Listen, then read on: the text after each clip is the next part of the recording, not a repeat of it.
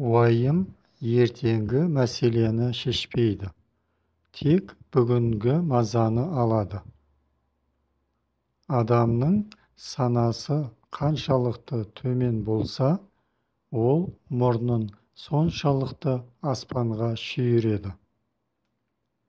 Әрекет етпей, арманға жетуді ойлау, егін екпей, оны жинаумен тең. Өмір сүрудің екі заңын білген адам бақытты болар. Бірі, не болса соны жей бермей, азығына талғаммен қарайтын жан. Екінші, кім болса сонымен дос болмай, айналасындағы достарын жөнімен таңдай білетін адам.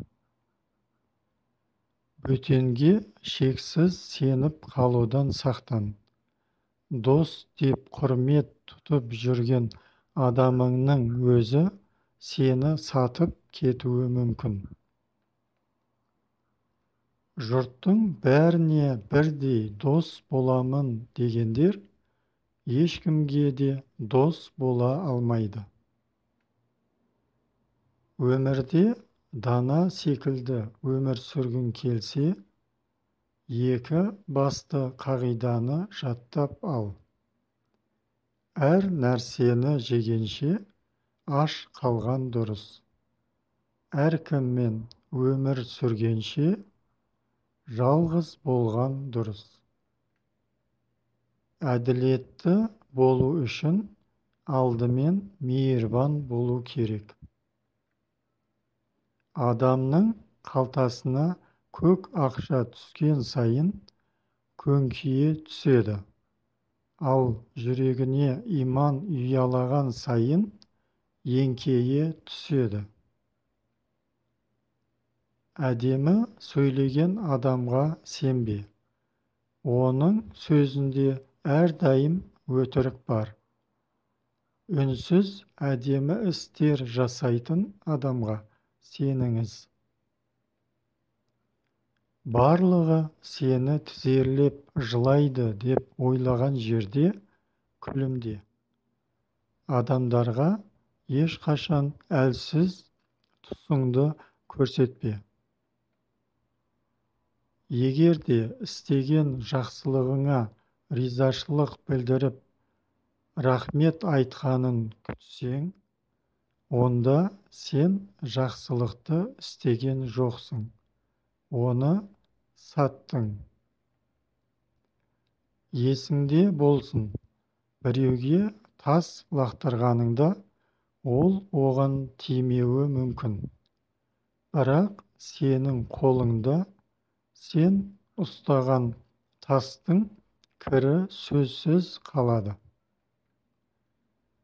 Қалағаныңды істе, бәрібір өміріңнің соңына дейін өсектейді. Біреуге бір жапырақ нан берсең, ол сені өмір бақи ұмытпайды. Ал екінші біреулер үшін өміріңді қисаң да қадіріңе жетпейді. Адамды екі нәрсе қатты өзгерте алады. Бірі, өмірінде жаңа адам пайда болса. Екіншісі, өмірінен бір адам кетсе.